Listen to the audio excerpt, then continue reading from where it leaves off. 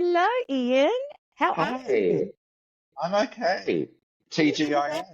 I know we haven't been here for such a long time because, well, we've been doing other things, but Ian, you've been traveling. And so I want to hear all about your travels, and of course, why not do a podcast episode while we do that?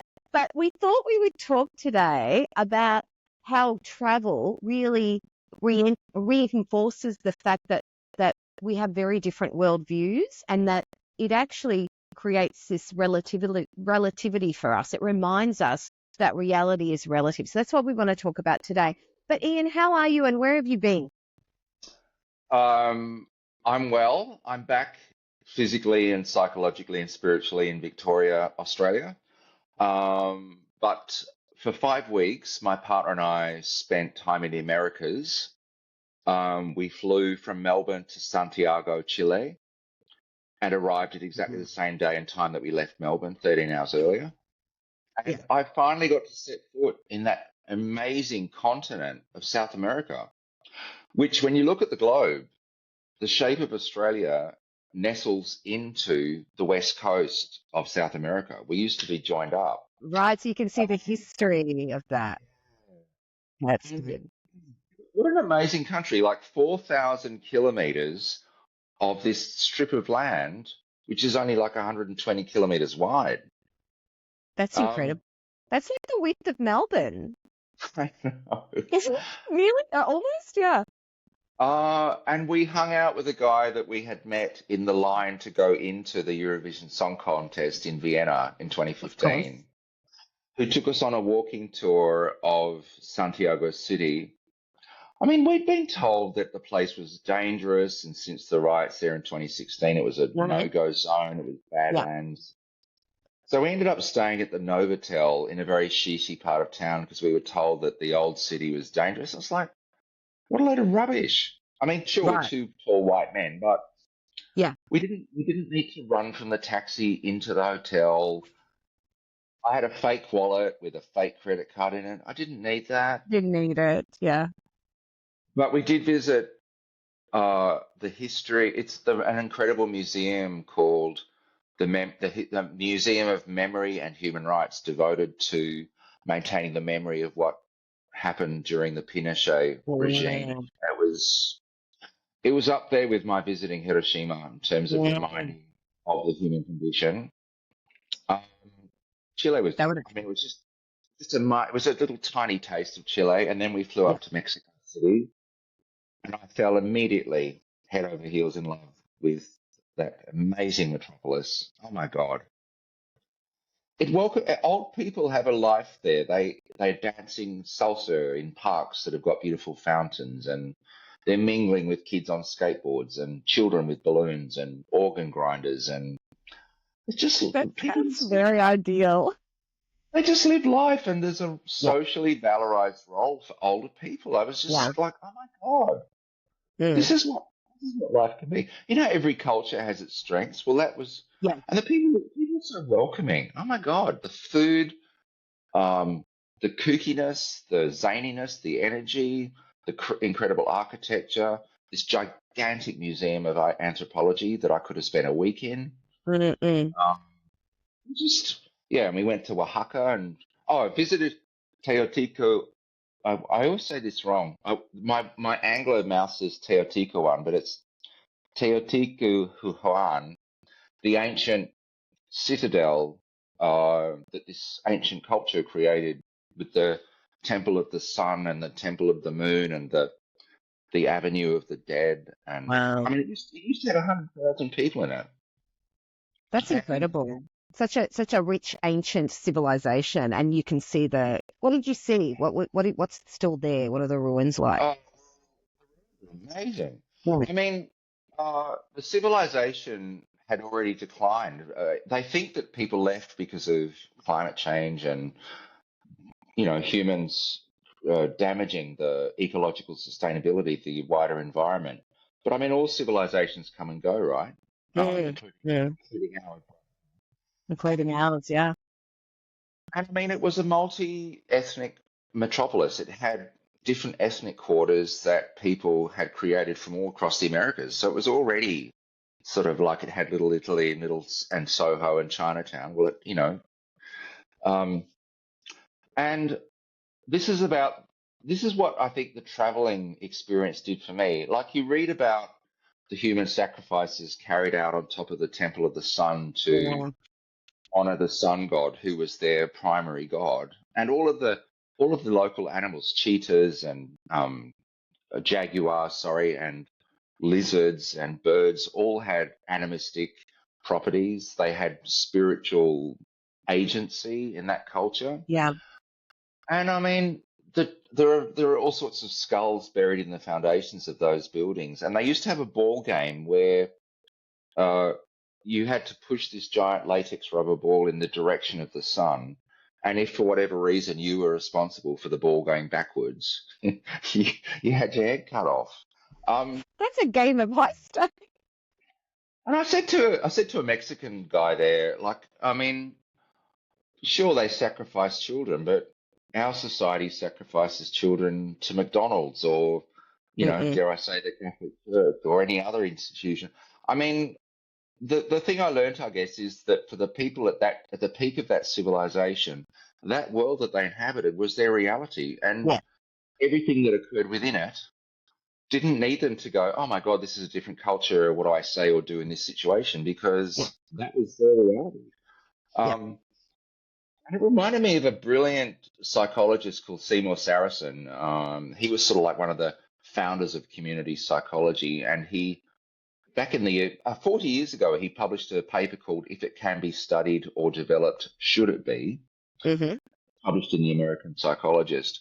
And I remember very much from my undergrad, um, it left a real mark with me because he was saying that whatever period of time, wherever we are on the planet, we're not living just within a worldview, but we're actually captured by it.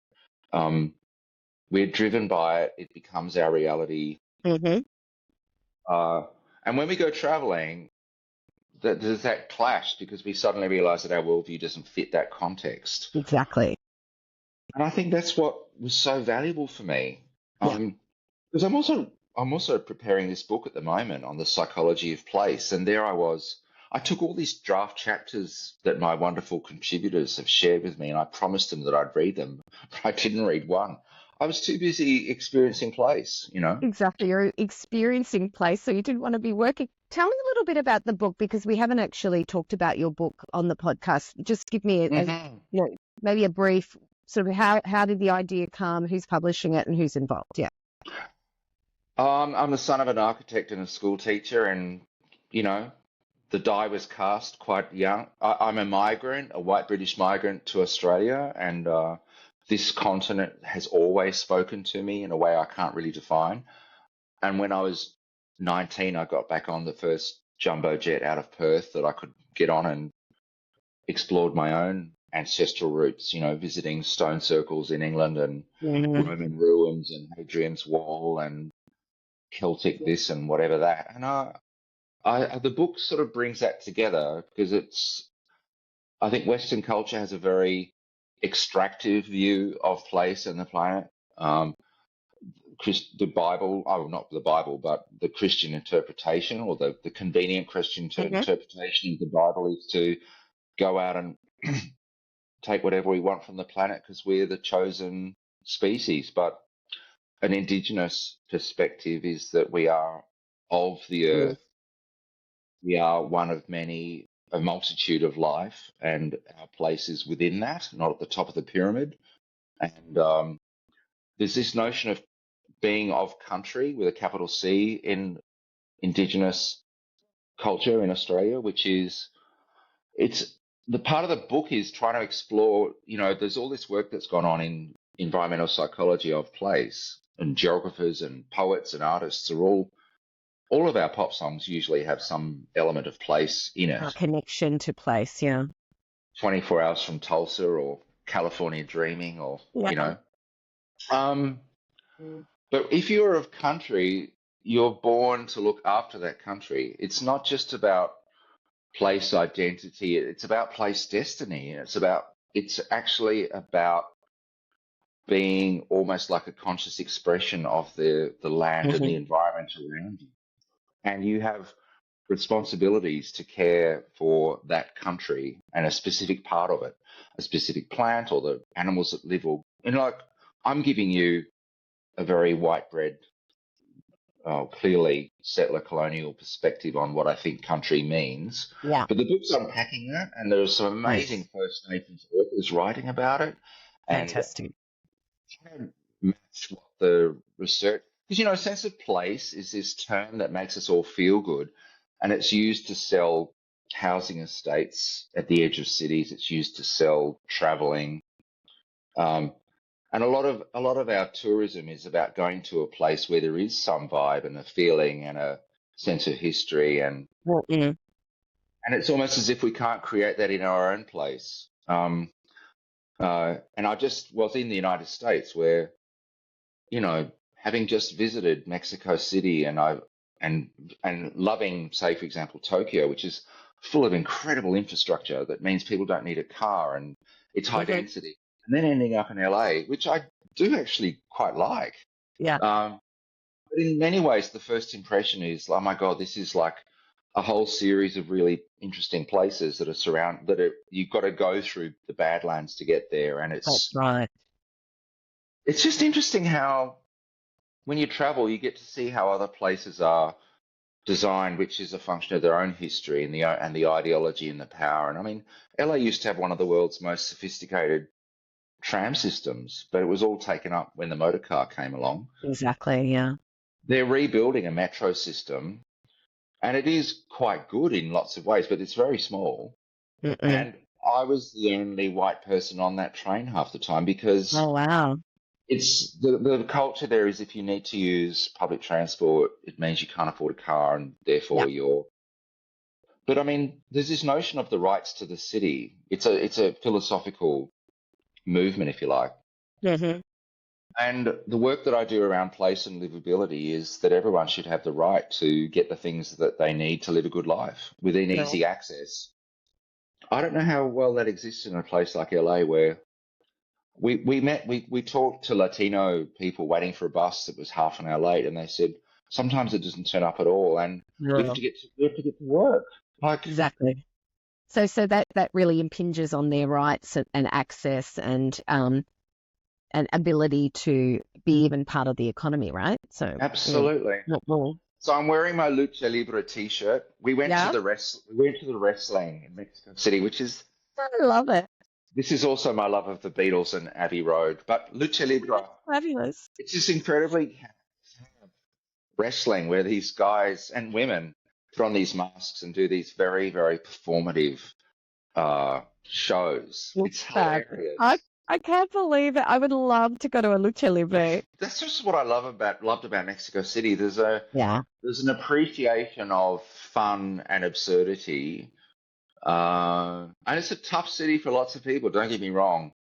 Like on the outskirts, it goes, there is incredible poverty there. Yeah. But even on the outskirts of the city, they built this huge cable car system that goes across all of the hillside suburbs right at the edge of the city, and it actually connects people for like 10, 20 cents or whatever. Right. Yeah. The little cabins come across every 3 or 4 minutes, and that Oh, okay. brings them to the nearest uh, underground train station. So there is a real effort to try to make places more inclusive. I Yeah. was really impressed by that. Amazing.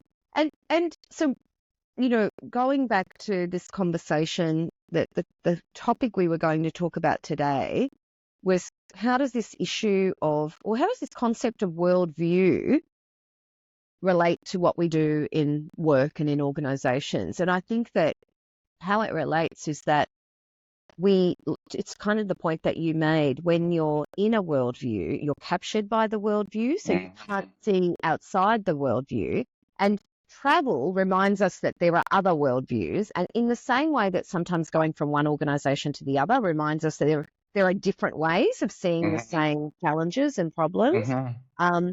And, at a national level or even an international level, we can see many conflicts right now globally where worldviews are, aren't able to be debated and differences dialogued, but like in the wars that we're currently seeing, but also in national campaigns in the US. I think the presidential campaign is a sort of a real mark of perhaps worldviews clashing. So before we dive into how this might play out in organisations, what's a worldview? I think you've explained how you feel when you're in a worldview or when you step out of that into another. But what is a worldview? Can you give me a definition? So, I mean, most of us are born with the same sensory equipment: eyes, ears, nose, tongue, skin, touch. Yeah. But I guess the worldview becomes the operating system that actually interprets that and combines it into information about what reality is. And I guess it helps us navigate Yeah. life in a particular time and place. I mean, clearly we absorb it through our skin and our senses as we're children. We learn about the things that are valued, the things that are punished, the things that are Yeah. rewarded. We also learn about what is true and what is not true in relation to beliefs, and which are part of the worldview and not necessarily true elsewhere. But we believe That's right. we learn about what's true for us, what's relatively true for us. Yeah. So, I'm a middle child, and I think I spent my whole formative years going, this isn't fair. Shouldn't be like this. Um, and I think, my inner curmudgeon that has followed me through into my early 60s. I think I've spent a lot of my time working in organizations, pushing up against the membrane of what is Yeah. considered to be acceptable or normal or commonplace. And I think going to a different culture gives you a chance to understand that is entirely contextual, I guess. Yes. Yes. But It is. I guess there's also your own beliefs about what is good, what makes a good society, what is fair, Yeah. what is just, who deserves to be at the table, who doesn't, who deserves to be rewarded. Is it by virtue of how they Mm. look? Is it by virtue of their behavior? Is it by virtue of what they've done? I mean, even when you're talking about going from organization to organization, Yeah. that is absolutely true. But even like, when we're going through customs in Australia, either exiting the country or coming in, we have an immediate impression of the worldview of Australia because those Yes. customs people. And for example, when you go to the United States, you're dealing with the same institution, but an entirely different way of Yes. presenting their expectation of the world. Yeah. The expectation. I find our customs process to be somewhat, I find it somewhat inclusive and helpful. I find when I go through US customs, it's quite intimidating, Oh, and I don't feel that level of welcome or inclusiveness. There is nothing that really says to me, "Welcome to this country" through customs. It's more it's more that they're looking at me as a threat. So absolutely. that's definitely just from the symbols and um to the level of it's all sorts of symbols of power that are there, Mm. to the level of the staff, what they're wearing, the colors, the barriers, and and the because customs, everybody knows. You go through customs, you line up, you might go through some kind of Mm. checkpoint. That's the process, but how that's enacted and how symbols are a part of that Mm. process make a real difference to how you feel about it. The semiotics, right? The meanings that are embedded in Exactly. even the design of a place, the colors used. That's Do right. you zigzag and wait for 2 hours whilst trying to get through? Yeah. Uh, in Chicago just the other day, having come from Mexico, they have all these electronic doors that open and close for each person. So you're kind of hermetically sealed whilst being questioned / interrogated by the Yes. border security person. Yeah. Um, yeah, you're absolutely right. Mm-mm. Um, Whereas, for example, I would apply that to organizations some organisation and front doors of organisations differ now because, we're virtual, we're online, we're remote, as well as, in person in offices. But there is a level of sort of, that experience you get when you walk into a foyer, for example, of a building, and the whether you're welcomed, whether there's a threat response as soon as you walk through, it's that kind of thing. So it makes a big difference. It tells you about what they value and actually tells you about the national culture too. Yeah. I think institutional arrangements are a real window into the psyche of a country. Yeah. Um, and when I was reflecting on how amazing I thought it was that older people in Mexico have a role to play, that tells you about age and wisdom and experience and the value of having older people in community to maintain intergenerational learning. Yeah. And since I've been home, I've been online looking at people posting stories in Melbourne about their elderly mother being fed slop in a nursing home and her begging to be served a croissant, and being served something cold and stale, and it's just Not like, respectful. where's the dignity of the older person? And I guess that's something that's more present for me now. I'm in my early 60s, and I have to say that my 1 week in America on the way home in the United States, I mean, I sort of had whiplash coming home because Trump had his assassination attempt. Then Biden stepped down, and then Kamala Harris steps in. I was like, oh my God. Yes, lots of I've been fascinated with American politics. It's lovely. But I think that is an example of worldviews just clashing. Yes. Yeah. This current debate about whether Kamala Harris is black enough. I mean, Exactly. the racism. Exactly. And I was just at a industry forum last night that WorkSafe is doing a really great program called Workwell. They're putting on industry forums that I'm part of. I've been lucky enough to be part of, and we are discussing how organisations can address psychosocial hazards, which include gendered violence, and how they can prevent that by creating inclusive cultures.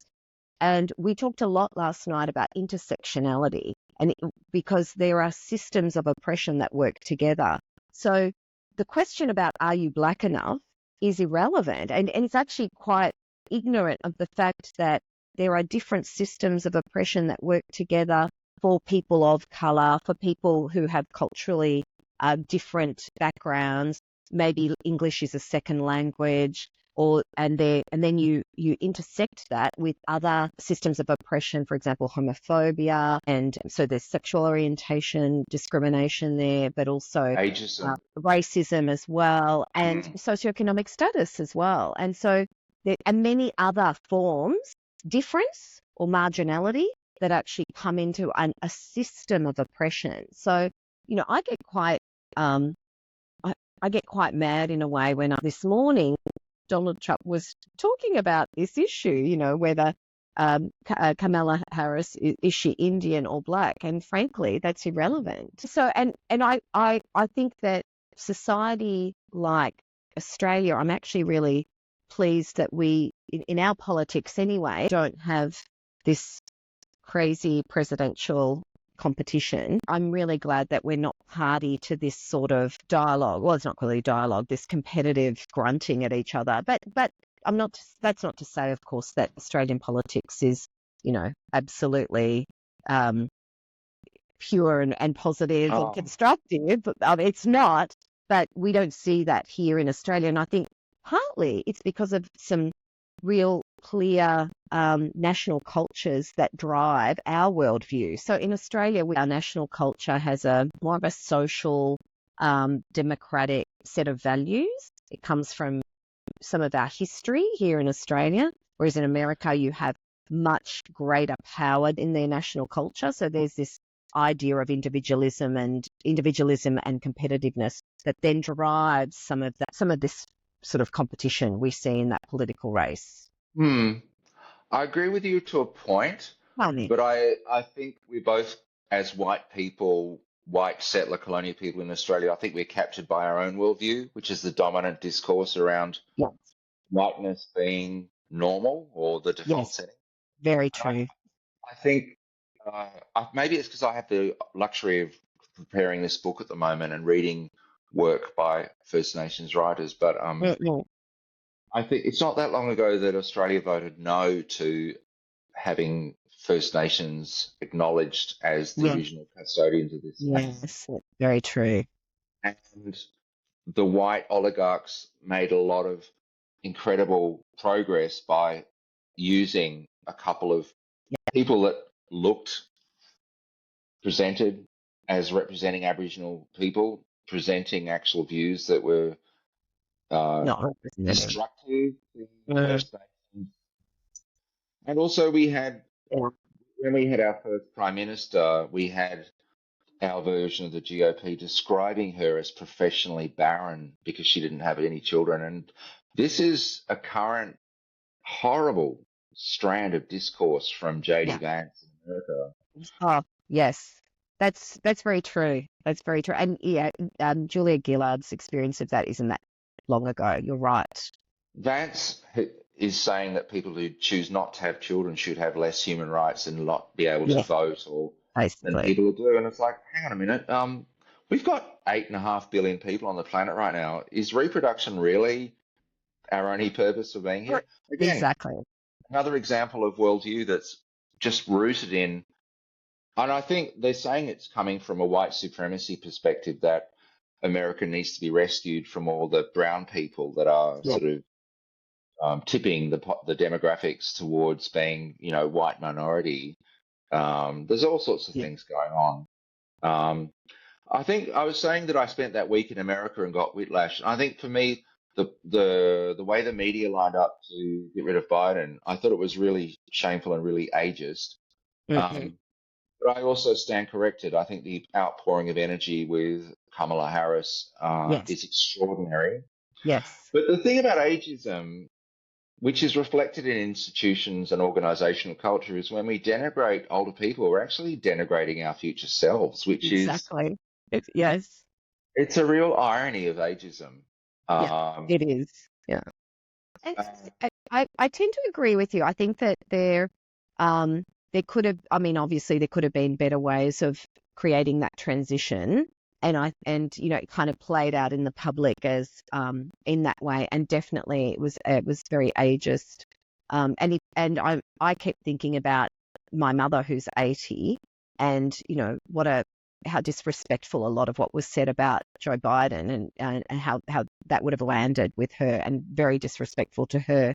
So I think that we have to have better ways of creating transitions in a more obviously respectful way. And you would hope that there are better ways of doing that. And talking about there's this assumption that there's a decline with age that is almost quite linear, yeah. right? And it So took the irony was by focusing on Biden's age, it took focus off this insane, weird person and this insane, weird worldview that they're pushing, which is mm-mm, humorless, joyless. It's about punishing. It's about yeah, stripping away women's rights. I mean, that took the focus off that and the yeah, exactly. corruption and the Yeah. nepotism. Yeah, Ian, you're saying that the other worldview is weird, however, there are many millions of Republicans who share that worldview, right? Hmm. Many, many millions, and so that's a worldview, and so Yeah, yeah. and so we can't disregard it. We can't just say, well, that's weird, and therefore they're crazy, because they're not. There are really intelligent people who believe in some of those tenets, maybe. So, Ian, I think that when you're confronted with perhaps different worldviews, and particularly when the worldview you're confronted with is, has some tenets or beliefs that are really different, really diverse, and maybe even competing with some of the beliefs that you have, I think there's some cognitive dissonance that occurs. You immediately, I think, because we're wired this way, we're wired to accept information more readily that fits into our worldview and dismiss information that doesn't fit into our worldview. But I think particularly in organisational cultures that are attempting to build more inclusive cultures, and particularly at the national and international level where we're dealing with conflict and competing worldviews, there's got to be a way of creating dialogue between people and between groups who have different worldviews. Is there anything that you're thinking about there? Perhaps what are some strategies maybe that you've used in the past Mm. that kind of help us do that? First of all, as you were saying that, I started thinking about Thomas Kuhn, the philosopher who was talking about the structure of scientific revolutions, who Yeah. argued that pressure builds up and one worldview starts to develop ahead of steam and it starts to be completely incommensurate with the other one. And something happens and there's an explosion and there's a paradigm shift that's quite abrupt. Yes. Um, and, other philosophers talk about worldviews changing through some sort of process of osmosis or evolution, incremental change, if you like. I think that was Karl Popper. But I mean, both might be true at different times and in different settings. Sometimes the Bastille has to be stormed, I guess, based on our human biology and the way we operate as, primates or whatever. But that's a very long-term It's a perspective. very long. I'll give you a scenario. If I was talking to someone the other day, a really dear friend of mine, who is very much steeped in Republican, US Republican values. She's an US citizen, so she's got a vested interest in what happens in that country.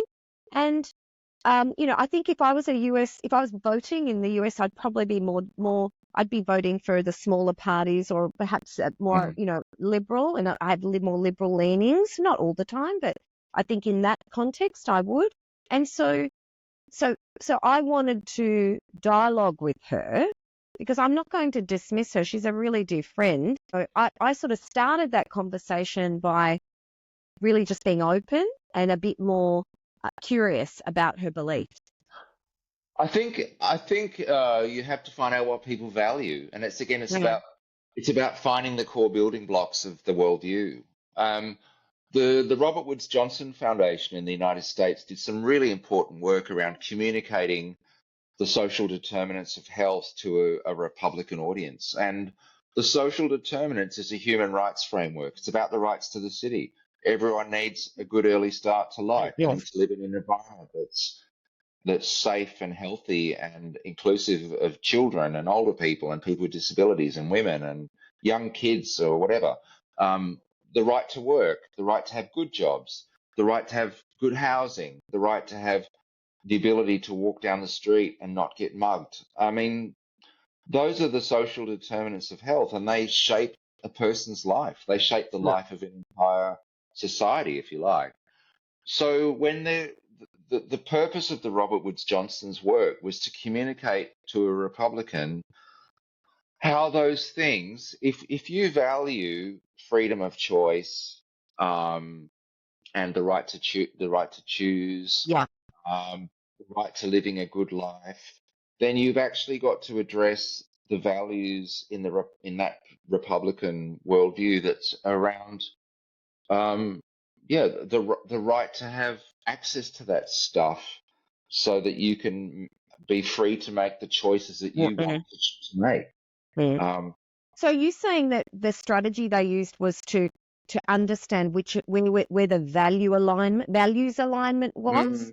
So go back to a sense of, and this is what negotiators do, don't they, with conflict? They go, well, what do you value? What do I value? Yeah. Where are the commonalities between what we value? And then let's start there. Is that what I think so.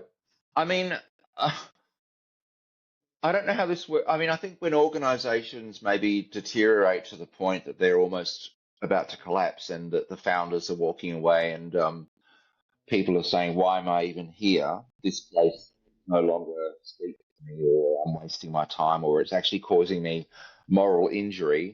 Yeah. Then I'm not sure if you can actually do that at that point. I think maybe speaking to values can happen at a certain time and place in an organization's life.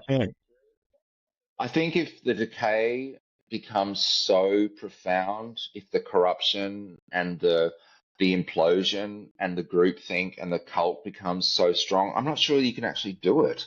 Yeah. I don't. I think we would need to ask some trained negotiators about that. I mean, it's almost like Mm, saying, how do you negotiate with Jim Jones in Jonestown mm, before mm. everyone drinks the Kool-Aid? I'm not sure what can be done. Yeah. Yeah. Um, And beliefs are pervasive. So I think you're right. It's not to say that these are the when beliefs are reinforced over time and particularly in a closed environment. So when organizations are closed, um, then beliefs are reinforced over time, and those pathways in the neural network are very, very, they're deep trenches. So I agree. I think sometimes, that's difficult. I do a lot of work in organizational culture where we can measure how open or closed an organization is.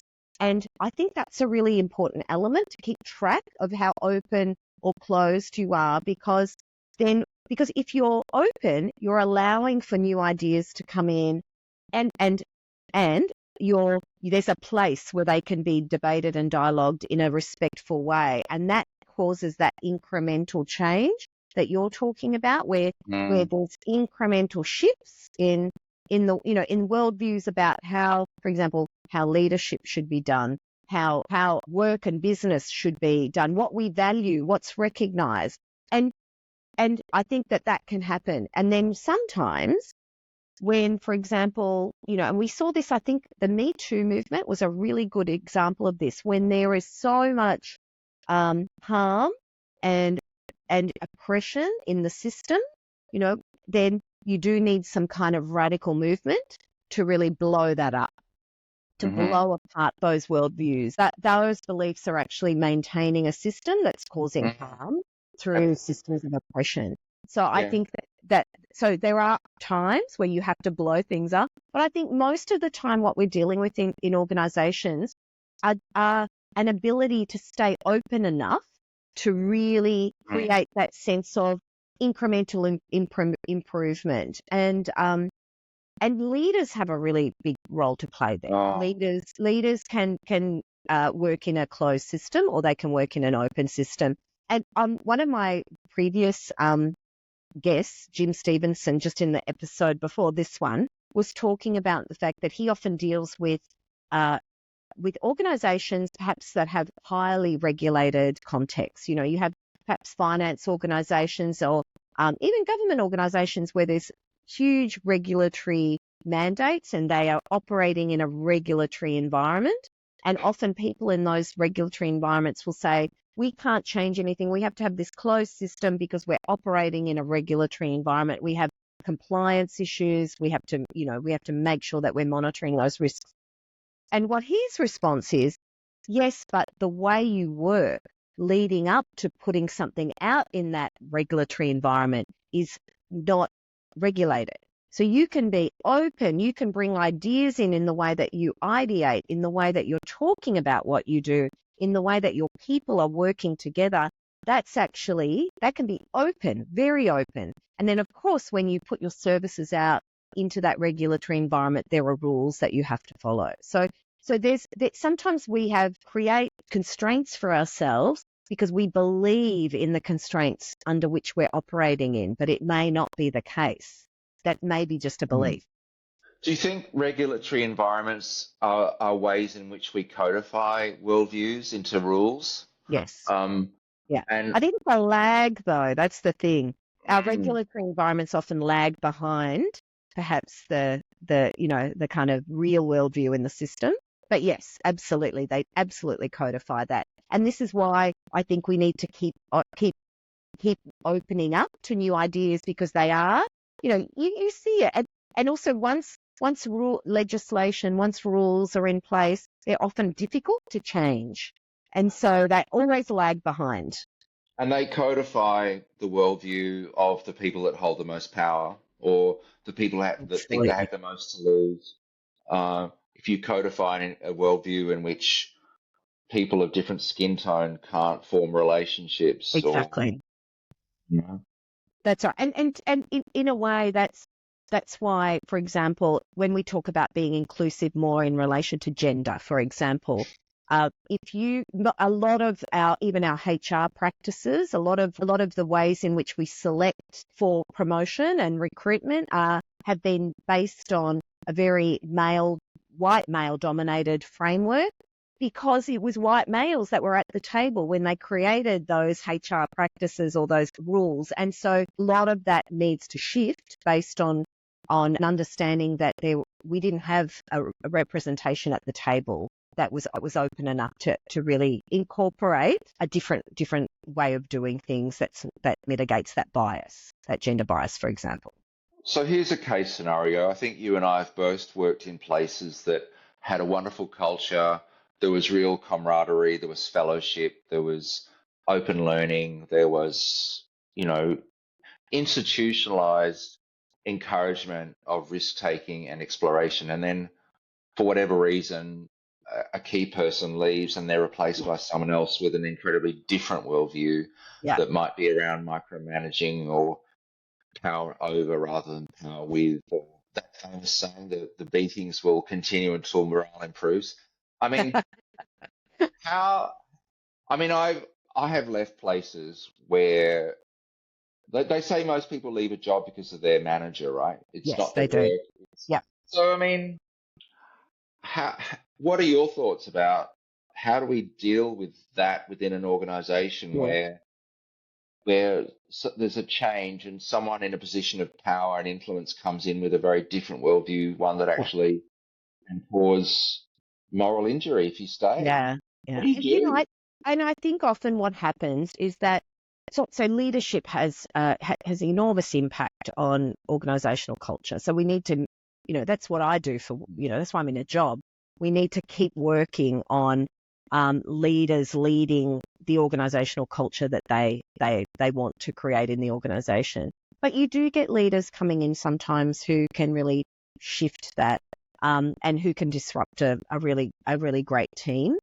And what needs to happen in a way is, I would be looking at that leader's peer network. So what's happening at that peer network, or perhaps the leader above them?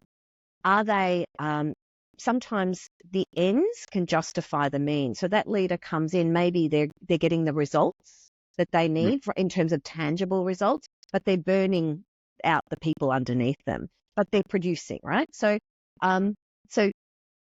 is the organizational, in some ways, is the organizational culture one where the ends justify the means, or is the organizational culture one where, yes, we are looking at our metrics, we're looking for that increase in performance, but how we get there is really important.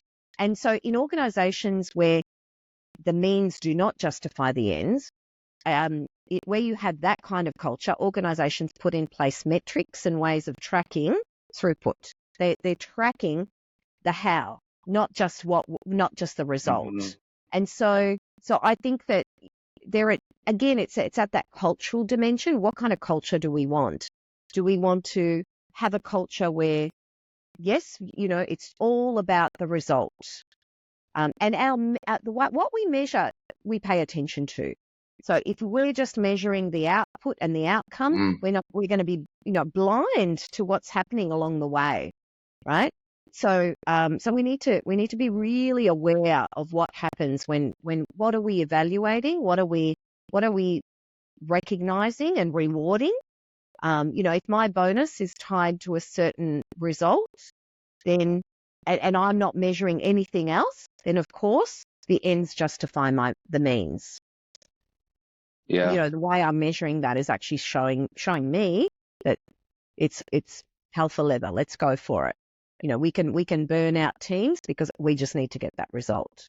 So I think it's definitely in the culture that we're trying to create, and we can create different cultures. Within an organization, you can have different subcultures too. So sometimes I sort of work with teams and I say, you've got control over the culture you create here. So I think we can do that. Okay. You convinced? Well, just thinking systemically, I'm sure the orchestra on the Titanic had a great band leader, you know. They did. That's right. That's right. But, they played till the end. So, you know, I think everything you're saying is true, and I think this is one of the paradoxes of organizational life is we can create strong, resilient teams within organizations. But I think I don't know. At some point, the external, well, the environment in which those teams are yeah, encased, yeah. so can't ignore. Exactly. And then this is why we have, women, opting out of corporate life. This is why we have people who are from culturally diverse backgrounds opting out. The institutions we work in are very difficult to change, and sometimes you can't create the culture you want. So a lot of them opt out, they start their own businesses, and that's actually a way of dealing with that Hmm. particular scenario. And I hope that we can have different ways of dealing with that. I hope, because I think that that's a real loss to our institutions, and I would like to see us move beyond attrition like that of really good people, because our cultures are a mismatch. But sometimes that's the only way. That is the only way to deal with that issue. So, how much of your work is actually spent helping to surface worldviews that different tribes within organizations might hold? I imagine there's a lot of that work. Well, some of what I do is particularly look for alignment. So I think that to your earlier point about where do the values align, I don't start from where do we differ. I start from where do we align. So if I want to work with the team, that's where I start from. If a team has a common purpose that is based on their values, where there's a personal identification with what they're trying to achieve, then even if you have very different people in that team with very different and even competing worldviews, they will work together to create a space to dialogue and in service of that shared view. So it's almost like you've got to create that North Star for a team. And I always look for alignment first, or create the alignment. I think I'm even talking about the step before that, though, which is actually helping people understand what the world looks like to each person, each team. I do it with fun and high engagement to help people understand the differences that people bring, the contribution that they bring. And because one of the conditions that I'm looking for is the team leveraging its diversity? Because we know from the research that when you leverage the diversity in your team, the results, skyrocket. So, and that can be cognitive diversity. It comes from differing worldviews, and it comes from just differing experiences and contributions. So often you Hmm. have people in your team and you don't know enough about them, and therefore you're not leveraging skills, Yeah. knowledge, dispositions, differences in the way we communicate, differences in being able to understand and empathize with the diaspora around them. So if we're really leveraging that, teams hum. So yeah, it is one of the conditions. We call that condition right people, because it's about having the right people in the room. And for me, the right people is a diverse team, not a homogenous team. Yeah. I love the memes that sort of tap into some of this stuff. Uh, one of them is like offices are hell with fluorescent lighting, or we engage in not brainstorming but blame storming. That Yeah. those sorts of asides actually are windows into the culture, aren't they, of a They place? are. They are. Particularly, I think particularly our younger workforce expect better, which is great, right? They expect better, and we need to rise up to that. Otherwise, they will continue to operate in the gig economy and not enter institutions. And so we want to harness that entrepreneurial spirit. We want to harness that ability to be innovative and take the unexpected route through life to end up in a better place. So I think that that is a challenge. That is a challenge for organisations. So, but it's these things are I'm an eternal optimist. I believe we can change. I believe that our work is to work with institutions to change them, because like we started by saying, when confronted with a differing worldview, there's two choices. You can dismiss it or you can lean into it and understand it. And I'm not suggesting that we need to change everybody's belief. Changing beliefs is very difficult. So, but when you have differing beliefs, you rise above that to what are we trying to achieve here? What is in, and you hear that even in those national political systems. What are we trying to achieve? We are doing this in service of the nation. We're doing this in service of the people. So when you can rise to a higher order, something outside of the individual, then when you get people doing that, great things happen. Magic happens. I think the explosion of energy around Kamala Harris is that her campaign's being driven by people in their 20s, and there's that whole fluidity of messaging, expectations about the world, an expectation of inclusion that I think older people haven't grown up with and therefore don't understand. That's right. And, it was like I went to this event last night by WorkSafe where we were talking about gendered violence in the workplace and mitigating that and intersectionality. And a lot of the audience were young women.